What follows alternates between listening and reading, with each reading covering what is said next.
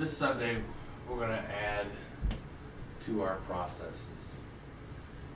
We're going to add communion to our process. And for a lot of communion is a religious ritual, and I've been in places, in churches where you queue up, you get the wafer, you sip the cup, and you go to the next line. I don't want it to be that. In fact, that's not what Jesus intended. The Last Supper refers to his last meal with his 12 disciples. And it's not just the 12, but it was the others that were hanging out with him, like his mom, but specifically to the 12. And in Luke 22, verse 15, this is where I want us to really get anchored in on communion.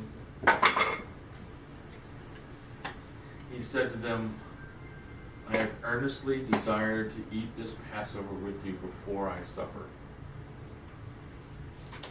If you don't have it, and you have an Android or an iOS phone or whatever, you can download the app for an ESV Bible, put it on your phone or tablet.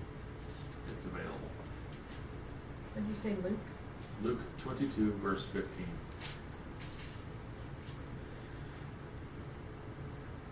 Looking at what Jesus was about to do, the most important thing that he was thinking of before doing what he was about to do was spend some quality time with the guys that he just spent the last 3 years pouring his life into. And basically, these were his 12 friends. If you look at Jesus' life, historically, Jesus would have always had that stigma of being born out of wedlock.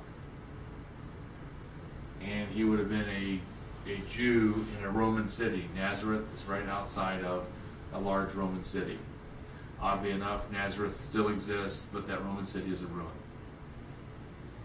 That's God. But he would have always had that stigma. He was the oldest brother, but not a son of Joseph.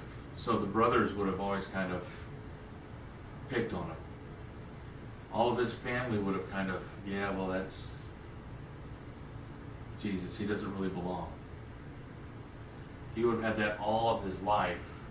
Even when he was in the synagogue, they go, yeah, this guy knows his Hebrew and Greek, and he knows how to study his Bible really well. But, there's something different about him. These 12 guys, he poured his life into. They became his friends. John, the one who wrote the fourth gospel, always referred to himself as the disciple whom Jesus loved, because John got the revelation that God loved him. Jesus loved him. And that's what he's doing here. He's wanting to give his last big gift to the fellows that's been with him.